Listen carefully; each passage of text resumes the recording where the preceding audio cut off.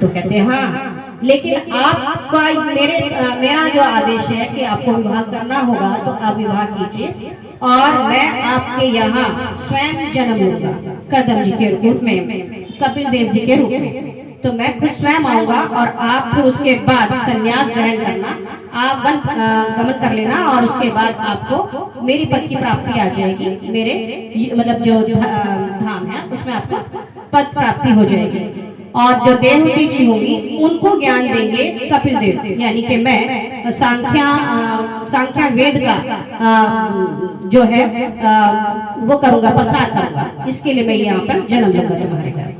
वो कहकर चले जाते हैं। उसके बाद जब समय आता है तो स्वयंभू मनु को और उनकी पत्नी शत्रुपा जी को एहसास हो जाता है कि हाँ हमारी कन्या का विवाह करने योग्य हो गई है। तो वो कहते हैं कि हाँ हमें ब्रह्मा जी ने आदेश दिया था कि कदम जी के साथ उनका विवाह होना चाहिए। तो वो अपना एक विमान लेकर चल पड़ते थे, जिन्हें कुबेर जी ने दिया होता है।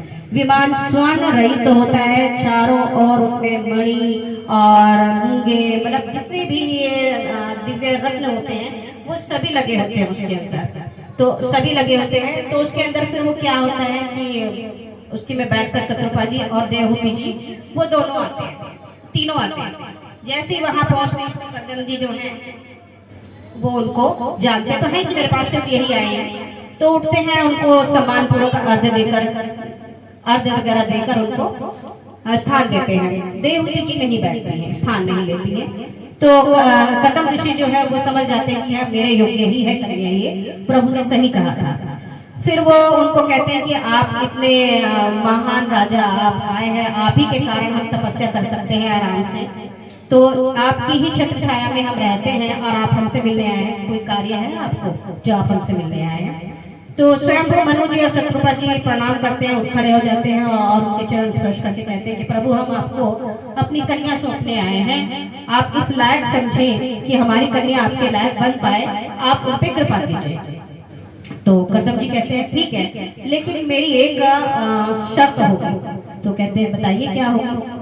कि मैं इनके साथ तब तक ही रहूंगा जब तक संतान होगी, उसके बाद मैं वन प्रस्थ चला जाऊंगा, उसके बाद में आपकी पुत्री का कोई सुध नहीं रहेगा। तो कहते हैं ठीक है, देवहूति जी आज्ञा कर देती है अपने सर झुकाकर, क्योंकि पहले कन्याएं सामने नहीं बोलती थी। तो वो कह देते हैं ठीक है हमें मंजूर है, आप इनको स्वीकार कीजिए। वो उनको वहीं छोड़कर चले जाते हैं देवहूति जी को। अब देवहूति जी राजकन्या होती है और राजकन्या होने की वजह से सोचिए कि उनको कितने सुख वैभव होंगे उनके घर में। परंतु वो एक जंगल में यानी कि एक वन में और एक ऋषि के यहाँ पत्नी बनकर रहती हैं, जिसमें कि किसी प्रकार की कोई सुविधा नहीं होती। देवहूति जी अपने सारा श्रृंगार उतार देती हैं, यानी कि जो राजसी श्रृंगार होता है वो उतार देती हैं और चीर धारण कर लेती हैं। चीर धारण करने के कारण वो एक तपस्वी जान जाती है। वो दिल और जान से पूरी तरह से सच्ची निष्ठा से उनकी सेवा पूजा करती है। बहुत साल व्यतीत हो जाते हैं, कम से कम 100 साल के आसपास हो जाते हैं उनके। जब 100 साल के आसपास हो जाते हैं वो बूढ़ी हो जाती चली होती है, बहुत ज्यादा बूढ़ी हो जाती है। अब एक दिन जो है ऋषि जी को ख्याल आता है कि अरे ये तो मेरी ब्याहता है, मैं इनको विवाह करके